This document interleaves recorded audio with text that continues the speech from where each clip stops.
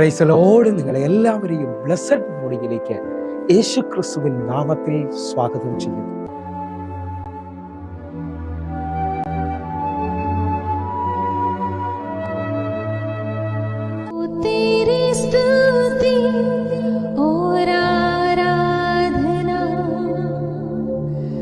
करता हूँ मैं तुझसे प्रार्थना, महिमा से तेरी तू इस जगह को भर, जो भी तू चाहे तू यहाँ पर कर।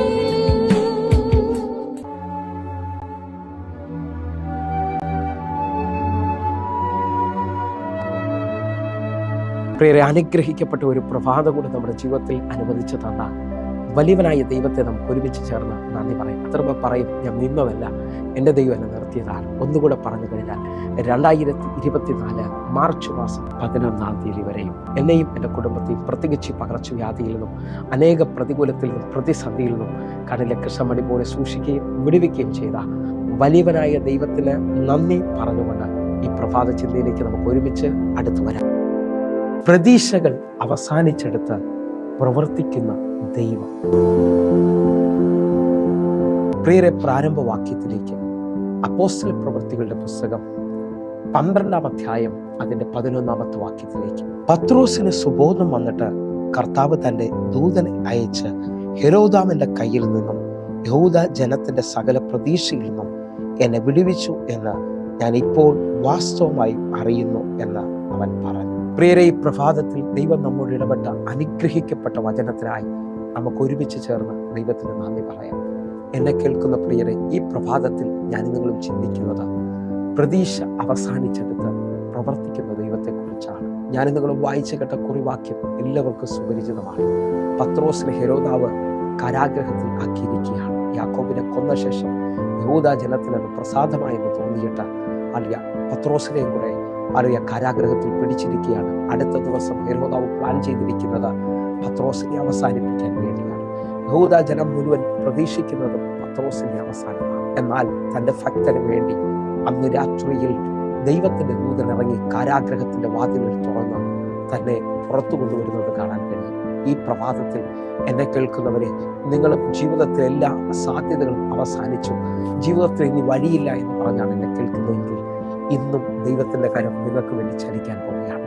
ഒരു സാധ്യതയില്ലെന്ന് പറയുന്നത് നിങ്ങളുടെ തലമുറയുടെ വിഷയത്തിനകത്ത്, ഒരു സാധ്യതയുമില്ലെന്ന് പറയുന്നത് നിങ്ങളുടെ ജോലിയുടെ വിഷയത്തിനകത്ത്, ഒരു സാധ്യതയുമില്ല എന്ന് പറയുന്ന നിങ്ങളുടെ കുടുംബ വിഷയത്തിനകത്ത് എൻ്റെ കർത്താവ് ദൂതനെ അയച്ച് നിങ്ങൾക്ക് വേണ്ടി വഴി തുറക്കാൻ പോവുകയാണ്. വിശ്വസിക്കുന്നവരുണ്ടെങ്കിൽ എൻ്റെ കൂടെ ഈ സമയത്ത് പ്രാർത്ഥിക്കണം. ഇതേപോലെ തന്നെ ഒരു വചനഭാഗം നമുക്ക് കാണാൻ കഴിയും. വിശുദ്ധ ലൂക്കോസ് എഴുതിയ സുവിശേഷം 7-ാം അധ്യായം അതിന്റെ 12-13 വാക്യങ്ങൾ. അവൻ പട്ടണത്തിന്റെ വാതിലോട് അടുക്കപ്പോൾ മരിച്ചുപോയ ഒരുത്തനെ പുറത്തു കൊണ്ടുവന്നു. അവൻ അമ്മയ്ക്ക് ഏകജാതനായ മകൻ, അവളോ വിധവയായിരുന്നു.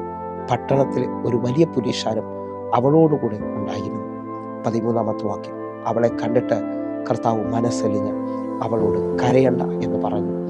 അവൻ അടുത്തു ചെന്ന് മഞ്ചം തൊട്ട് ചുമക്കുന്നവർ നിന്നു. പ്രിയരെ, ഈ വായിച്ചു കേട്ട വാക്യം എല്ലാവർക്കും സുപരിചിതമാണ്. വിധവയ്ക്ക് ഏകമകനായിരുന്നു, അവനും മരിച്ചുപോയി. അവളുടെ പ്രതീക്ഷ എല്ലാം അവസാനിക്കുന്നു. അവളോട് ചോദിച്ചാൽ അവൾ പറയും, ഞാൻ ഇത്രയും നാൾ ജീവിച്ചത്, ഹല്ലേലൂയ, കഷ്ടപ്പെട്ടത് മുഴുവൻ ഈ മകന് വേണ്ടിയാണ്. എന്നാൽ അവനും ഈ ലോകത്തിൽ നിന്ന് മാറ്റപ്പെട്ടു. ഇനി ഞാൻ ആർക്ക് വേണ്ടി ജീവിക്കും? എൻ്റെ ജീവിതത്തിന് അർത്ഥമില്ലല്ലോ, അവസാനിച്ചു എന്ന് പറഞ്ഞുകൊണ്ട് വല്ലാത്ത ഭാരത്തിൽ കരഞ്ഞുകൊണ്ട് ഒരു കൂട്ടം പുരുഷാരത്തോടുകൂടി അവൾ വരികയാണ്. ആഴമായി ഞാൻ നിങ്ങളോട് പറയാം, ആ കൂട്ടത്തിൽ വരുന്ന പുരുഷാരത്തിൽ നിന്നും അവളുടെ വിഷയത്തെ സഹായിക്കാൻ കഴിയത്തില്ല. അവരൊന്നും പറയുന്ന ആശ്വാസവാക്കുകൾ അവളെ ആശ്വസിപ്പിക്കുന്നതല്ല. എന്നാൽ ഈ പ്രഭാതത്തിൽ എന്നെ കേൾക്കുന്നവരുടെ ദൂത് പറയാണ്, ലോകത്തിന് നിന്നെ ആശ്വസിപ്പിക്കാൻ പറ്റാത്ത മേഖലകളിൽ, ലോകത്തിന് നിന്നെ താങ്ങാൻ പറ്റാത്ത വഴികളിൽ എൻ്റെ കർത്താവിൻ്റെ കരം നിനക്ക് വേണ്ടി നീളാൻ പോവുകയാണ്. എൻ്റെ കർത്താവിൻ്റെ ആ അത്ഭുതമായ മനസ്സലിവ് നിനക്ക് വേണ്ടി വെളിപ്പെടാൻ പോവുകയാണ്. ഈ പ്രഭാതത്തിൽ പൂർണ്ണഹൃദയത്തോടെ പ്രാർത്ഥിക്കുന്ന ഓരോ ദൈവമക്കൾക്കും വേണ്ടിയും ഞാൻ അത്ഭുതം വിളിച്ചു പറയുകയാണ്.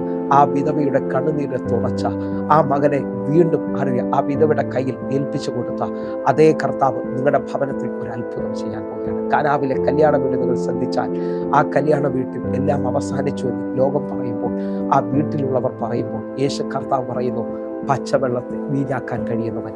അല്ലെങ്കിൽ അവൻ പറയുന്നു, ആ കൽപാത്രങ്ങളിൽ വെള്ളം നിറപ്പി.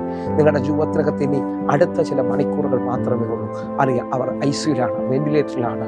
അല്ലെങ്കിൽ ലോകം പറയുന്നു ജപ്തി നടക്കും. ഇങ്ങനെയുള്ള പലവിധ വിഷയങ്ങളിൽ ഭാരപ്പെടുന്നവരോട് പറയുന്നു, ഭാരപ്പെടേണ്ട, പ്രതീക്ഷ അവസാനിച്ചെടുത്ത് എൻ്റെ കർത്താവ് നിങ്ങൾക്ക് വേണ്ടി പ്രവർത്തിക്കാൻ പോവുകയാണ്. ഒരു രാത്രി മുഴുവൻ അധ്വാനിച്ചു പത്രോസിന്റെ ആ പടകിൽ ഒന്നും കിട്ടിയിട്ടില്ല.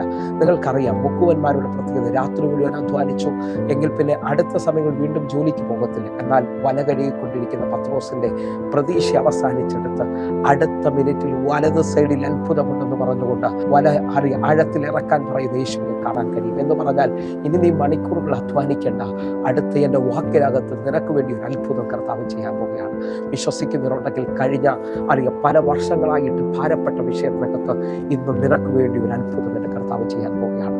4-ാമത്തെ ദിവസം ഇതാ ലാസറിന്റെ കല്ലറയോട് അടുക്കുന്ന യേശു കർത്താവിൻ്റെ അടുക്കിലേക്ക് ലാസറിന്റെ സഹോദരി മാർത്ത ഓടി വന്ന് പറയുകയാണ്, നീ ഇവിടെ ഉണ്ടായിരുന്നെങ്കിൽ എൻ്റെ സഹോദരൻ മരിക്കത്തില്ല. ഞങ്ങളുടെ എല്ലാ പ്രതീക്ഷകളും അവസാനിച്ചു.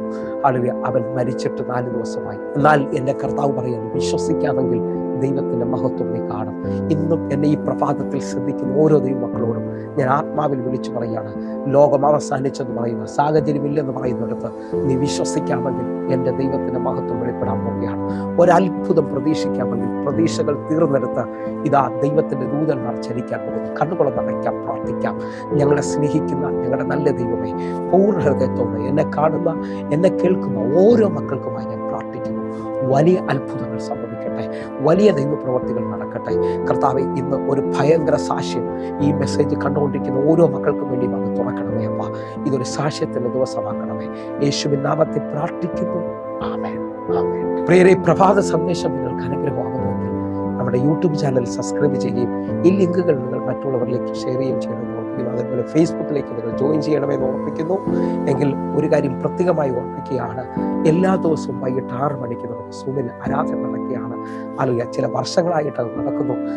ആയിരങ്ങൾക്ക് അത് അനുഗ്രഹമായി തീർന്നിട്ടുണ്ട്. നിങ്ങളെ ഞാൻ ക്ഷണിക്കുന്നു, ഉറപ്പായും നിങ്ങൾ ഈ മീറ്റിങ്ങിലേക്ക് കടന്നു വരണമെന്ന് ഓർപ്പിക്കുന്നു. കൂടുതൽ വിവരങ്ങൾക്ക് ഈ കാണുന്ന നമ്പറിലേക്ക് വിളിച്ചാട്ടെ. കർത്താവിന്റെ വലിയ കരം നിങ്ങൾക്ക് വേണ്ടി വെളിപ്പെട്ടെ. God bless you. ആമേൻ.